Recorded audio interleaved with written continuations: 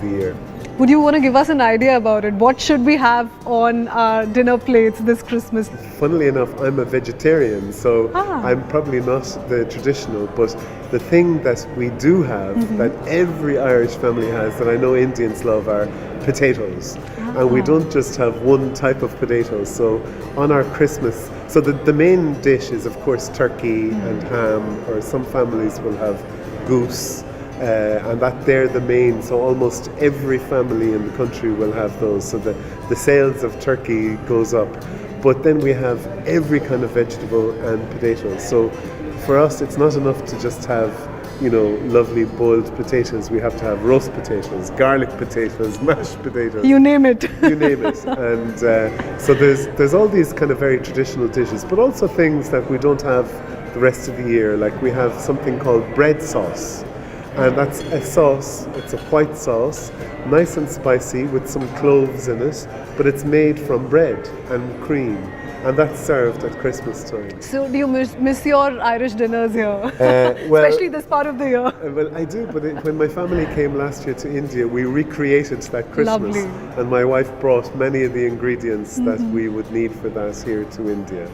And typically, when you see India also open its arms to global festivals the way it has over the years, what do you think it ends up doing to cultural integration between, let's say, countries like Ireland and India? And you've been part of several such celebrations. You've brought so much of the Irish culture here to India. Yeah. What do you think it does typically? Well, you know, I'm wearing a Naga scarf because we're just back from Nagaland, and every year we try to bring a little taste of Irish culture here to India. So last year in Calcutta, we had an amazing collaboration with Irish and Bengali artists for the famous Durga Puja festival.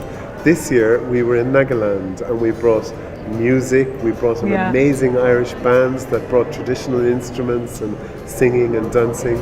We brought Irish theatre, we brought Irish art, all the way up to Nagaland. So for me that's the best way that we can share our cultures, because in fact what I always learn is that in many ways Ireland, even though we're a small country and we're far away from India, in terms of our culture we're probably closer to India than we are to even our nearest neighbour, Britain or other countries, because of our emphasis on family, on community, on rituals in all of our lives. Weddings are huge in Ireland, funerals are huge in Ireland. So and have Indian weddings, Indian festivals started growing on you to the extent that you want to keep experiencing it? Absolutely. Has that happened already? Absolutely. I try to attend as many festivals, and you know what, the problem is trying to cover them all, because there's so much happening at any time of the year in India. It's such a rich place. So I'm really happy that as a small embassy here in India, we're doing what we can to kind of bring Irish cultural acts to India, and then hopefully on the other way around, that we will bring Indian culture to Ireland. Oh yes, since we're talking Christmas, I think it's a good opportunity to ask you whether we have a favorite Indian festival for you as yet. Do you have a favorite? You've spoken of Diwali. Is it Diwali? Well, Diwali, in terms of the big festivals, absolutely. I love Diwali. I just kind of get that. It's kind of a treat for us because it's earlier in the year. And so it's like, oh, this is the start now of the season, and we'll start with Diwali and we'll work our way up towards Christmas. So I absolutely do love Diwali. But I mean, all of them. Holi is an amazing, it's a very fun occasion. And then many of the other festivals that are not related to particular calendar dates, such as, for example, the Jaipur Literature Festival, or this year we went for the very first time to the Dharamsala Film Festival, which was absolutely spectacular. Hundreds and hundreds of people, film lovers from all over India, queuing around the side of mountains to get in to see our Irish movie. It was a very special occasion. You know, we'll let you enjoy your coffee. We're not going to take too much time. No. But I do want to ask you this. What is your way of celebrating Christmas? Something that you love doing the most in this part of the year? Is it music? Is it watching films? Is it food? Is it shopping? What is it for you? What does the magic? Not so much the shopping. The shopping kills me, I have to say, but it's something you have to endure. The music is amazing, and in fact, even here in Delhi, before I left, I joined a choir. I was part of the Capital City Minstrels, and we had 3 performances in Delhi singing Christmas songs, so that was already a nice start. But Christmas is great. I'll tell you one little thing that I will be doing next week when I'm home. So there's a tradition with our national concert hall, which we have a beautiful orchestra. It's like a national orchestra, and every Christmas what they do is they'll choose a Christmas movie and they'll play it on a big screen, and then the orchestra will play the score live. So this year, with my family, we're going to go and see Love Actually. You know that a little bit cheesy Christmas movie, but it's very special when you have a full 200-piece orchestra playing along. So a lot of Christmas romance is happening. So that's what I'll be doing this season. This Lovely. Thank you so much, Ambassador Kevin, for sparing the time and for being with us here. Thank you. Thank you for the conversation. Thank you. Merry Christmas. Merry Christmas to you.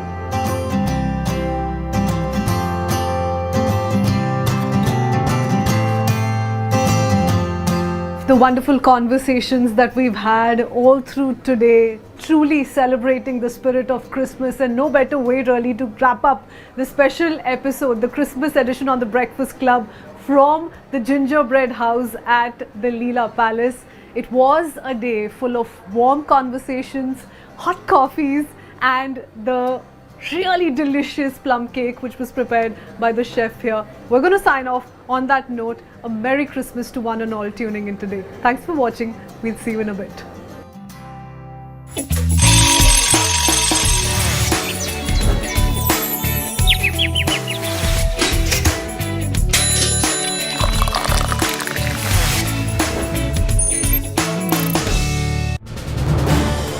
This is News 18 Network.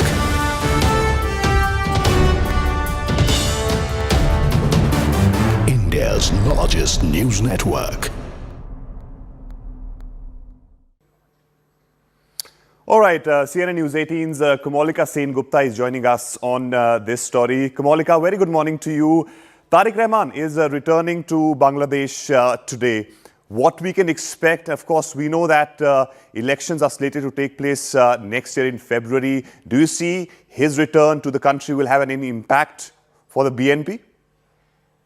Well, obviously, for the BNP, it's going to have a huge effect because after a long time he's returning, and he is the successor of Khalida Zia. That's clear, and also the main leader of BNP. He will be arriving today in the morning in Dhaka. From there, in 300 feet, this place, there's going to be a grand, huge, historic felicitation. That's what they are saying. After that, he'll go to the Evercare Hospital, where Khalida Zia is now there, where Khalida Zia is right now under medical care. After that, on 26th December, he is going to meet the President of Bangladesh, Ziaur Rahman, and then on the same day, he is going to go for that, see the National Memorial, the Shahid Sriti Shaudho, and all these things. And he will also go to see the graveyard of Ziaur Rahman. Sorry, he will not mean, but he will go to see the graveyard. That's a mistake. On 27 December, he will also go to the graveyard of Usman Hadi. This is something very significant.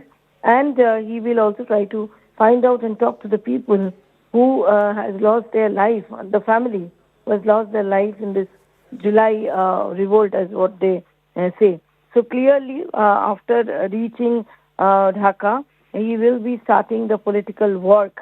But at the same time, the most important thing is huge security has been deployed in every place, because Tariq Rahman is the BNP's main face, and with present situation in Bangladesh, which is very vulnerable, and there is a group which does not want election, and BNP wants election. That's what they are saying.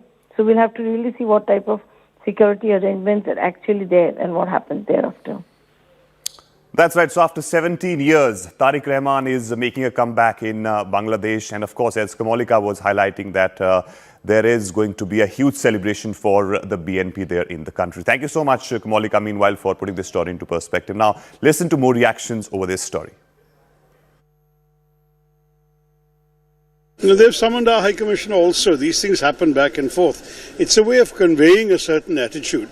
We have conveyed our concerns about the attacks on and around our High Commissions and our Assistant High Commissions, and also expressed our concern for the well-being of minorities. The Bangladeshis apparently have summoned our High Commissioner to complain about the protests in India. I think there is a difference between the two kinds of protests, but this kind of diplomatic tit for tat is not something that should worry us unduly. We condemn such incidents.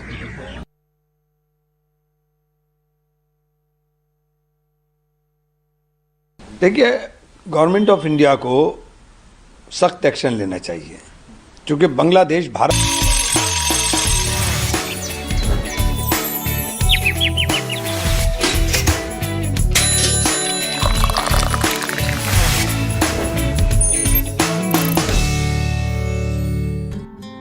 Well, Christmas is wonderful in so many ways, but it's also delicious in so many ways. We thought we'd bring that festive cheer onto your breakfast tables, and we're here at Somo Patisserie with the founder Somo Shri herself to really get into festivities this morning on the Breakfast Club.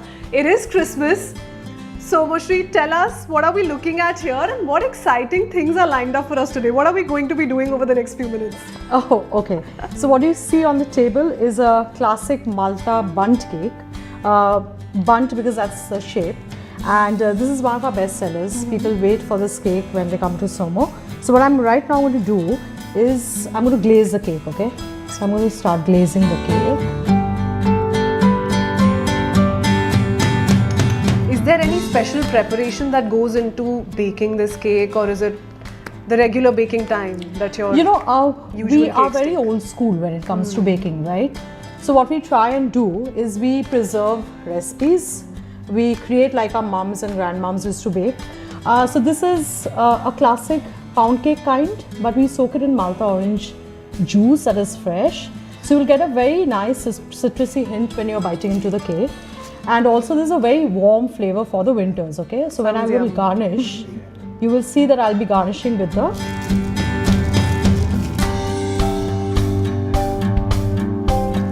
so that looks really nice, like a wreath, like a Christmas wreath, okay? For all those wondering, this is a French patisserie, so all of this is heavily inspired on French. Yes, of course. When you look at the history of cakes and bakes, most of them originated in Europe and around Europe. Yeah. Some of them, a lot of these pastries were originated in Italy, but when it comes to adding finesse to pastries and cakes, I think the French did a fab job at it. Yeah, so. And that's what drew you to their model? 100%, 100%. So I'm just placing it's just for a garnish, obviously you can't bite into this. So Mushi, Christmas is not just about nostalgia, warmth, it's also about that comfortable smell of something sweet baking in your oven, right? And I can totally feel it right now. So I'm so drawn to this fragrance. Glad you spoke about this, So what we do is a trick. So we bake something in the kitchen. I tell my team that quickly bring it outside. I want to smell that aroma. We're not going to let anyone leave. Yes, correct. So when cross-over baking, or right now you can smell the rum cakes in the kitchen, We are baking the rum cake. So yeah, that is another. People look forward to that cake from here. Yeah. Speaking of baking, it wasn't always baking for you, right? There's a very interesting story here behind how Somo Shri landed up with this beautiful, lovely, cozy place. She's decided to move forward in how she wanted to express and create. Yeah. And a former journalist is with us here today. So tell us, how did the transition happen? What's the story there? So I think that was another lifetime. I can't even remember, what I did last. But yes, I was a journalist. I got married to one, and then I realized that 2 journalists in the same house is too much. Yes. So I decided to take a sabbatical. I went the family way. But when I went the family way, I went into severe depression. There was a postpartum phase, and I didn't know what could bring me out of that phase. Then I fell back on something that has always been my passion. I've always baked as a child. I've seen my mom baking, so it was a tradition we have seen growing up in my house. So I fell back to baking, and that's where it all started again for me, So Very nice. Okay, so we're done with this. Yeah, for we're now. done with this. See, it looks so pretty, very nice, so warm. citrusy, warm flavors. Yes, exactly. A little bit of a cinnamon touch here. Yeah. This is how it looks. Lovely. We're going to try this out in a bit. We're not going to spoil it as yet. Sure, but what else are we doing? So we have a very, very special tart here. Okay. So yeah, place it here. So this tart is quite a classic French tart. We call it, it's a gluten-free tart. Now the reason I'm saying it is special is because we use a crème pâte, which is a classic French cream, but we also make this one gluten-free. So my patisserie is probably the first inclusive patisserie in the country. We believe a lot in giving you allergen-free food. We believe a lot in giving you gut healthier food. Okay, and so is it as yummy too? Exactly. That's the first question you get asked. So that is where I think I it's studied a big lot. misconception, right? Yeah, it's a big misconception because I feel that most chefs aren't trained to that level to deliver that product, right? Yeah. So you have to go deeper, not expand at the surface level, but horizontally also. So I'll just garnish the tart for you. So this is already done. I'm sorry, my chef has already done this. So on the level of 1 to 10, how healthy is this? How healthy is this for your gut? Okay, so if I can just put it that way. Okay, I would definitely say a 7. Okay. Because of course there is sugar. Yeah. So if you talk about the sugar part, of course there is sugar. But even then, in spite of that, we have a very nice strawberry compote inside, which is, we don't use a lot of sugar in there and we make it fresh here. And also we are putting fresh fruits, that's adding fiber to the whole thing. So we are going to place some fresh fruits around. So this is adding fiber. And what else? And the tart is gluten-free, of course. Nice fresh strawberry, and I see that strawberries also glazed, right? Yeah, they are slightly glazed because then they look attractive, more palatable, whatever. People feel happy diving into them. So now we put the strawberries also giving a very Christmassy effect. And these are meringue cookies. I love meringue cookies, Yeah. So we make this a very happy tart. It should look very happy for my clients, Speaking of clients, is this a very busy time in the year for you? Oh my God, yes. Why do you think I'm just showing you this? I know. And I can't let you in my kitchen. First conversation we had was, can we get inside your kitchen? And I got a no, unfortunately, because apparently too much is going on there. But okay. So how much of a difference do you see Christmas season vis-a-vis, other time of the year? See, if I talk about an equally busy festive season in India, say for instance a Diwali, it is not so busy here because people don't look at us as a Diwali, as an Indian place, right? Yeah. So this is the time for us, this is the time for our business, and we see a huge sale spike only during this month. So it's one of the most busiest time. And when you say low on sugar, we're trying to sort of navigate our way through what people like and what's good for their gut. How do you strike that balance? Was that a difficult one to crack in the beginning when you decided that you'd come up with something unique of your own? So is it okay if I give you a little longish answer here? Yeah, sure. No, the reason being that there was a client of ours and she walked in and she had a lactose intolerance. And I remember her walking in every morning. She would take a cup of coffee and one odd carrot cake which was vegan. And she used to tell me that, Somoshi, I feel like trying some other pastry. That stayed with me because I feel that as a chef, when I'm opening my door to people, I can't shut it on others saying that, I don't cater to your dietary need. Yeah. So when that stayed with me, I started Googling that where can I go and study. Then I found Chef Jody and I trained under him, and I'm one of I think he has only trained 10 chefs in India so far. So I'm very grateful to him, and this is how now we are creating allergen-free pastries, which means that these are not only less on sugar, but then if you have a gluten allergen issue or you are lactose intolerant, then we give you something, but keeping the indulgence factor on point. Speaking of indulgence, traditionally, chocolate and sweet would go hand in hand, almost synonymous. Is that changing, you think, over the years? I think yes, because people are experimenting more. When we started the patisserie, we were being very classic and safe. We were playing safe, right? We had introduced something which was a poached pear and with a chocolate, and people didn't want to experiment back then. This I'm talking about 2 years ago. But now we see people are ready to experiment.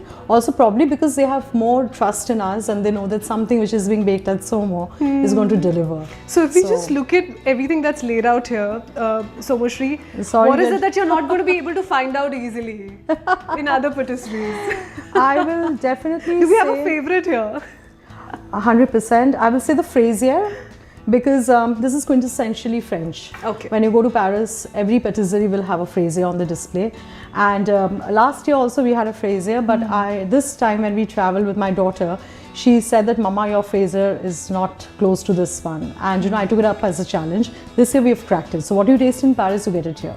I love fraisier. I love fraisier. Nice. I'm also going to use this as an opportunity for everyone who's watching this and almost in their kitchens attempting baking because it's Christmas. I want to ask you about one tip that you'd want to give out to them.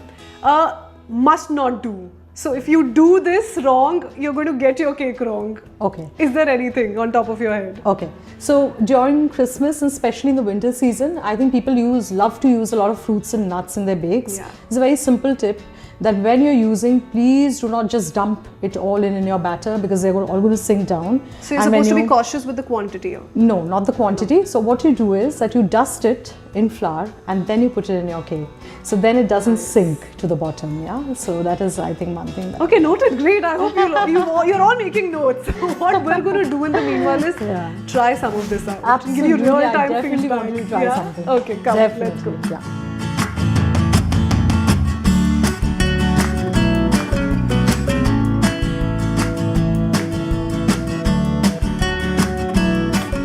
Well, here we are. We're down to trying and testing, and I can't wait. So, Moshri, I can't wait. You're telling us one of these things fly off the shelf the soonest. Which one is that?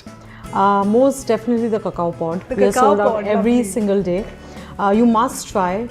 First you try, then I'll speak about it. You'll tell me what the magic here is all about. Yes. Okay, great. I'm scared. Can I order a hot chocolate with this, please? I don't mind. That makes for a perfect winter drink on Christmas. So yeah, let's go. Oh my God, so smooth, so nice. So looks great. And there's something different about the chocolate. Okay. What is it? So it's a French chocolate. It's a Verona. So most of the chefs worldwide, they swear by this chocolate. So we love using this chocolate for this one. It has a very intense, very citrusy flavor to it. So you get a hint of citrus there. You've had this in chocolates. Yeah, that is in chocolate. I'm not so sure about a dessert. No, even in chocolates, there are notes to it, right? So the one we are using here has a raspberry citrusy note. So you will taste that. And this is very special because it is lactose free. It is only 2% sugar, ma'am. So you can eat it. Oh my God. So you can eat it guilt-free. So guilt-free chocolate, something that tastes amazing. That's this one's your pick. Okay, great, lovely. No, but tell us also, when people typically walk in and they look at this, taste it, what is their first reaction? I'm sure you've got a lot of feedback already. If this is the first thing that is out of your patisserie, what is the first feedback that's given to you?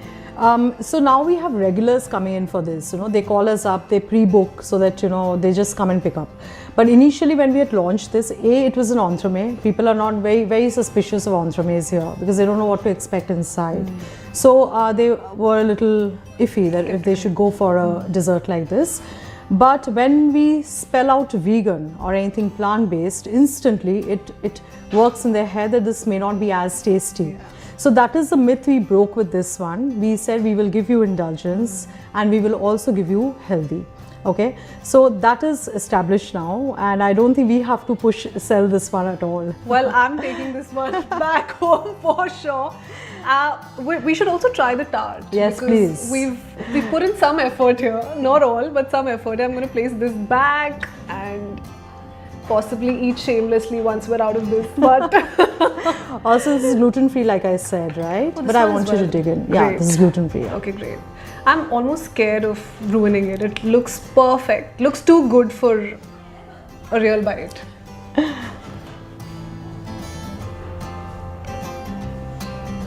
so fresh. I would request you to dig into the flavors more. And there is something about yes, the strawberry yes. inside.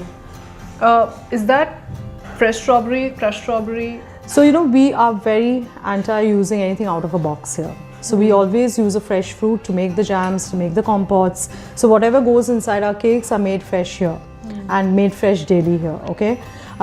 Also, when we talk about a French flavor, it is about balancing 2-3 flavors, right? It is a little complex and complicated as a dessert. It's not as plain, simple as it is here. So like you can see, there's a crème pâtissière, there's a nice fruit compote inside, and then there's a tart, something crunchy, which is coming to your palate, right? It's also not very sweet. It's the right amount of sweet. So as a policy, we keep it 30% less sugar here. So all our desserts are 30% less sugar than you will whatever you find in the market, basically. So with 1 cup of coffee, safe to say that you can easily down this one. 100%. So the idea is that it doesn't feel heavy on your stomach also, you know. So yeah. Okay, great. Do we have a second favorite here? You've told us about the one that is the favorite, at least for all your I'll make you try the rum ball. This is favorite for another reason, okay? Okay. So I come from Calcutta, and Calcutta, there's a very heavy influence of this Anglo-Indian society and community, and this rum ball is something that I grew up eating, okay? So I've tried to recreate that flavor from my childhood. It's an European bite-sized cake, okay? So I don't know if you can crack into that because there's a shell of chocolate. I'm going to be high on sugar by the end of this. So this is worth it, trust me. This is worth all the calories, okay? Say someone who's literally breathing in and out through sweets. Okay. Oh, wow. Okay, that's new. Yeah, so this is different, and also I do see dry fruits here. 100%. So what we do is we bake our Christmas cakes, then we make a rum ball out of that. So again, it's a long process. It's not very simple, right? And again, do you have to do this or work on this typically for a few days? The fruit cake, the preparation. The fruits that we use for making the fruit cake, we soak it for 1 year. And we keep using those fruits over 1 year. And can you tell the difference? You can, right? Can you sense the rum? Yeah, I can. But can you suggest to us how to figure out what's different and when it's been soaked for 1 whole year vis-a-vis when people are trying to bluff you? So, you know, there's a trick. When you're digging into a fruit cake and people tell you this is a rum fruit cake, it's the fruits that will ooze out the rum and not the cake. If it's a faint flavor coming from the cake, no, that is not authentic. I mean, if the fruits are soaked in rum for 1 whole year, the moment you're biting into a raisin, it will lose out that rum, right? And that is how you know it's authentic. Yeah. Speaking nostalgia, you spoke about what in Kolkata inspired this, right? What is that one fragrance, that one flavor that means Christmas to you? Is it cinnamon? Is it chocolate? Or is it just the chaos inside your kitchen? I think like a French pastry chef now. So I don't think one flavor, one texture, you know. For me, it's a coming together of 2-3 different flavors. Like for instance, in this Malta orange cake, okay. So we have the orange flavor coming out. We also have a hint of cinnamon out there, you know. So you will find. Why don't you try? And can you taste the cinnamon and the orange? The orange you said you can taste definitely when you're taking a bite, but the cinnamon as well. It's very mild. So you know, we figure out which is a key note and which is a more larger note that we want to give to the cake. You will taste more of Malta in this one.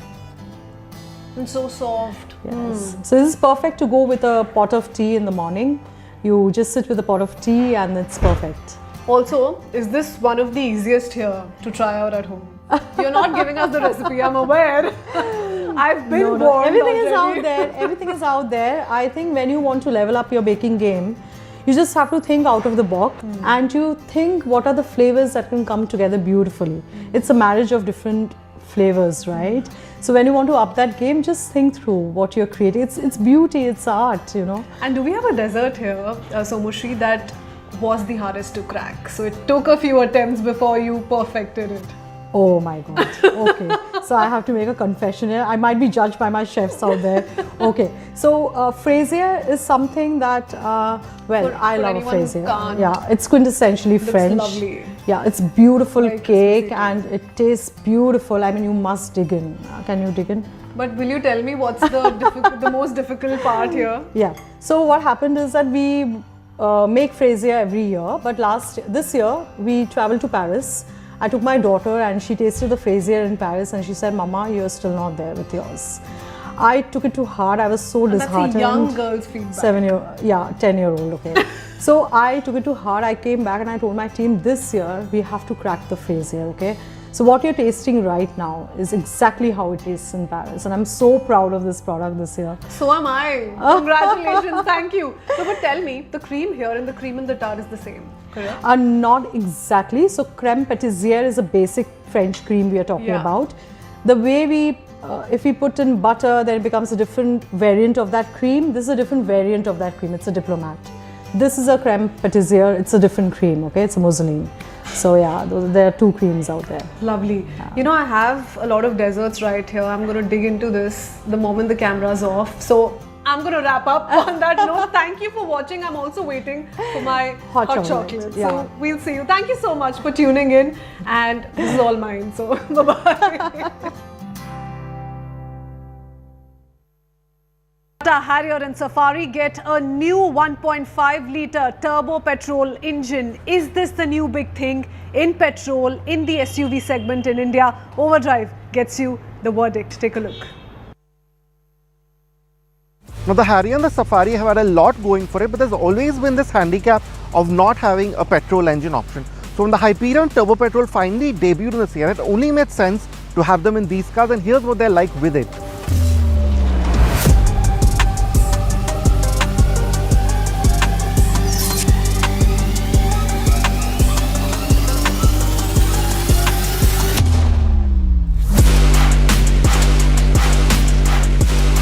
There's no way to tell these petrol versions apart on the outside, so you still have that strong presence that the Harrier and Safari have always had. There is a smart new crimson red paint option as seen on the Harrier. We do think some petrol specific badging would have been a good addition. You'll notice that with the 3 rows up, the Safari doesn't have much space. You can just put maybe a backpack like this. But when you fold the 3rd row down, and it's quite easy to do, as you can see here, you have 420 litres. And then you'll notice the flat edge, so it's very easy to slide things up, and the lip is also not very high, as you can see. I also have a powered tailgate function, and when I push the 2nd row behind as well, then I have over 800 litres. So overall it's a pretty practical car, but I think in the day-to-day, everyday, the Harrier may be the slightly more practical boot space, because you have 445 litres and that's not up to the roof, that's right up to where it actually should be measured to. And as you can see, it's a wider, more open space. Yes, the lip is not fully flat, so if I want to pull a bag out, it's a bit more effort than the Safari, but it's really not a deal breaker, and I still have that powered function anyway. The Harrier and Safari now get a new accomplished ultra top spec trim exclusive to these petrol variants. The petrol engine can also be had with the lower variants.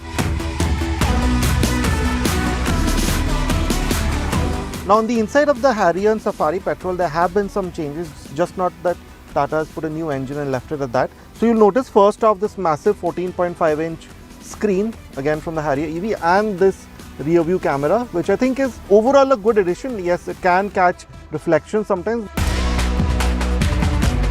This 14.5-inch screen is one of the best at this price point. Its Samsung OLED display is bright and responsive. The interface is easy to use and most functions are a few taps away.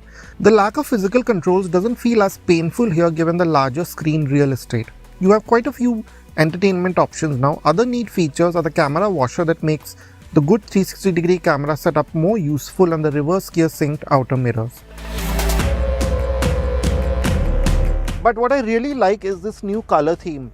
Now this brown and off-white shade, it looks a bit more modern, premium, and again I wish, which I've always said about the Harrier and the Safari, this material here, it has a very nice, very sort of authentic wood finish, but the feel of it is of pretty simply plain plastic and a glossy finish to the touch at least, which I think could have been done a little bit better, especially now that you've seen the kind of materials and finishes that Tata has used in the Sierra. They could have brought a few of those bits here as well, but otherwise this still remains quite a well done, well fitted cabin. I still think this is probably the best made car that Tata makes. So you have a lot of soft materials on the top. This band here is soft, the lighting and so on is very neatly done. Now another new addition has been that this armrest is now sliding, which is thoughtful. And the steering is now slightly easier to use. You have these ridges here, so it just makes it a bit easier to hold, and you're less likely to sort of press these buttons, which would always sort of happen in this new Tata steering wheel. It happens a bit less, but it still does happen. You can also get the new petrol version with the red dark style package as seen with the Safari here. This is smartly done with the all black cabin and red seats not being overwhelming. This trim will be easier to keep clean but doesn't have the same sense of space as the new beige and brown theme. Now I think this is a good time to reacquaint ourselves with the back seat of the Tata Safari, and I really do think it's still one of the better backseat experiences that you can get in a car for under rupees 30 lakhs. Now the only thing that I wish was better is that I wish there was a bit more thigh support. Just the way the seat is sort of designed, I think it could have done with a little bit more, especially considering that this is not an EV. The seat itself is cushioned very well, it's very supportive, holds you in place, and really now this is probably the least amount of space that you will have in this car because you have this powered boss function.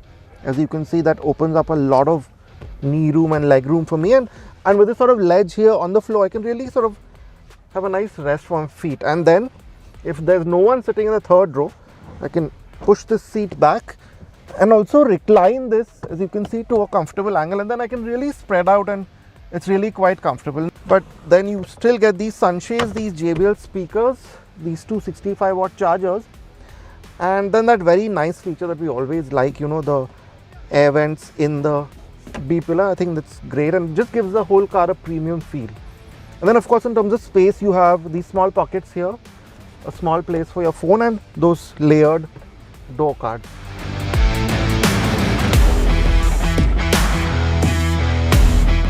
And this is very special, and a lot of cars still don't have it.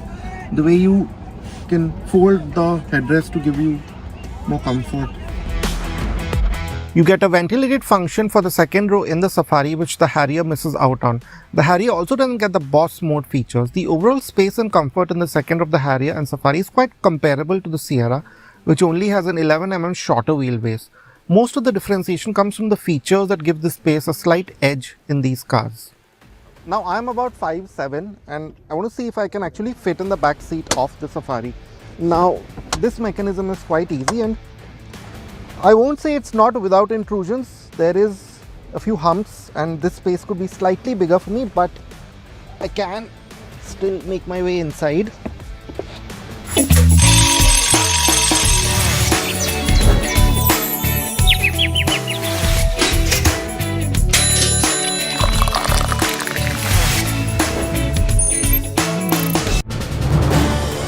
This is News 18 Network.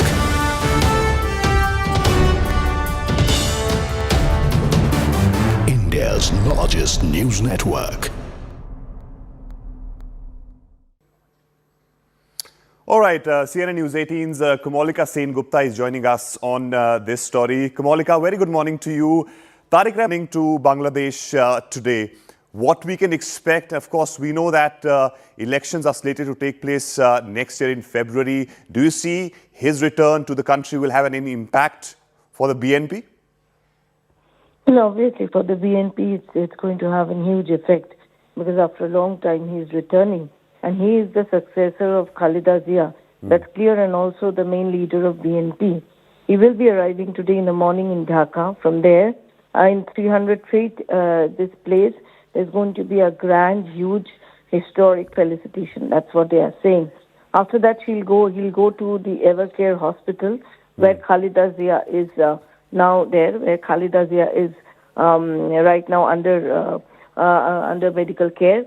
After that, on 26th December, he is going to meet the President of Bangladesh, Ziaur Rahman, and then on the same day, he is going to go for that, see the National Memorial, the Shahid Sriti Chaudho, and all these things. And he will also go to see the graveyard of Ziaur Rahman. Sorry, he will not meet, but he will go to see the graveyard. That's a mistake. On 27 December, he will also go to the graveyard of Usman Hadi. This is something very significant.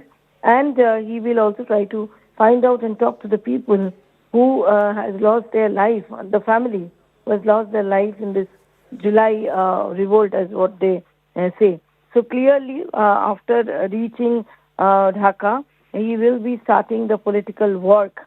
But at the same time, the most important thing is huge security has been deployed in every place, because Tariqur Rahman is the BNP's main face, and with present situation in Bangladesh, which is very vulnerable, and there is a group which does not want election, and BNP wants election. That's what they are saying. So we'll have to really see what type of security arrangements are actually there and what happens thereafter. That's right. So after 17 years, Tariq Rahman is making a comeback in Bangladesh. And of course, as Kamalika was highlighting, that there is going to be a huge celebration for the BNP there in the country. Thank you so much, Kamalika, meanwhile, for putting this story into perspective. Now, listen to more reactions over this story. They've summoned our High Commissioner also. These things happen back and forth. It's a way of conveying a certain attitude. We have conveyed our concerns about the attacks on and around our High Commissions and our Assistant High Commissions, and also expressed our concern for the well-being of minorities. The Bangladeshis apparently have summoned our High Commissioner to complain about the protests in India. I think there is a difference between the two kinds of protests, but this kind of diplomatic tit for tat is not something that should worry.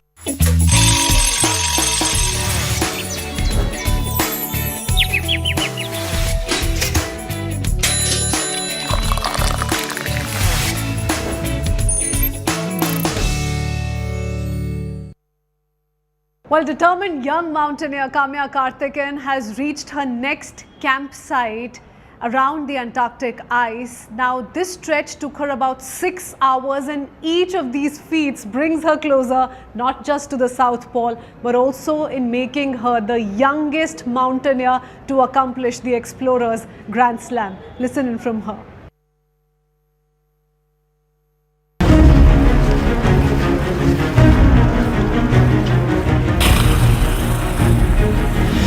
Mask that I've been wearing to protect myself from the wind and snow is all frozen. There were a couple of icicles on it as well while we were walking. We've just gotten into the tent. We've warmed our hands up a little bit, and we've just set up our water to start boiling, and that's Betty adding snow to the water. And I think that's the most interesting as well as the most difficult thing about these expeditions.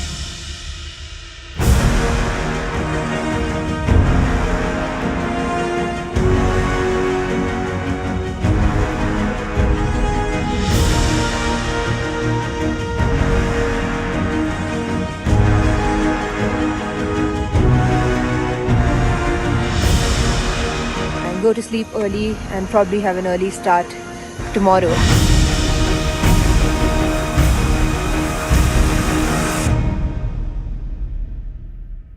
Well, it was a great start to my day. A lot of warmth, some lovely conversation, and a great hot chocolate. That's all I needed. Hope it was a great start to your day as well. Thanks for being with us and being part of our celebrations. A very happy Christmas to one and all watching today. We'll see you same time, same place tomorrow morning, 8 a.m. Bye-bye.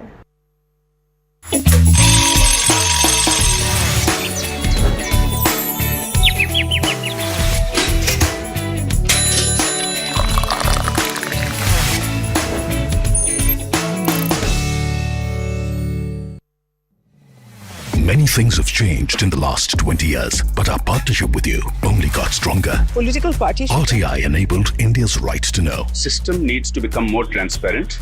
We saw terrorism's deadliest face. This is a terror attack on Mumbai. Visuals that will haunt Mumbai. A crisis that plunged the nation in panic. We are faced with a global slowdown. We saw India becoming cricket champs after 28 years. The nation chose a strong new leader. Narendra Damodar Das Modi. Indian Army. India attacking terror on enemy soil. Special forces crept behind enemy lines. An invisible threat brought the nation to a standstill. Not a single soul out here. A space flight that filled every Indian with pride. It's a very special lift Will only the G. India taking its place among global leaders. One Earth, one family, one future. Time ticked on, the headlines kept changing, but we stood with you with the same energy, the same resolve. Celebrating 20 years of CNN News 18 makes sense. This is News 18 Network.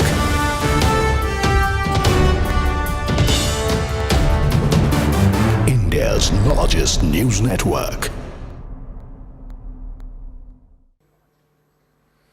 All right, CNN News 18's Kamalika Sen-Gupta is joining us on this story. Kamalika, very good morning to you. Tariq Rahman is returning to Bangladesh today. What we can expect, of course, we know that elections are slated to take place next year in February. Do you see his return to the country will have any impact for the BNP? No, obviously for the BNP it's going to have a huge effect because after a long time he is returning. And he is the successor of Khalida Zia. That's clear, and also the main leader of BNP. He will be arriving today in the morning in Dhaka. From there, in 300 feet, this place, there's going to be a grand, huge, historic felicitation. That's what they are saying. After that, he'll go to the Evercare Hospital, where Khalida Zia is now there, where Khalida Zia is right now under medical care. After that, on 26th December, he is going to meet the president of Bangladesh, Ziaur Rahman, and then on the same day, he is going to go for that see the National Memorial, the Shahid Sriti Shaudho, and all these things. And he will also go to see the graveyard of Ziaur Rahman. Sorry, he will not meet, but he go to see the graveyard. That's a mistake. On 27 December, he will also go to the graveyard of Usman Hadi. This is something very significant. And he will also try to find out and talk to the people who has lost their life, the family who has lost their life in this July revolt, as what they say. So clearly, after reaching Dhaka, he will be starting the political work. But at the same time, the most important thing is huge security has been deployed in every place because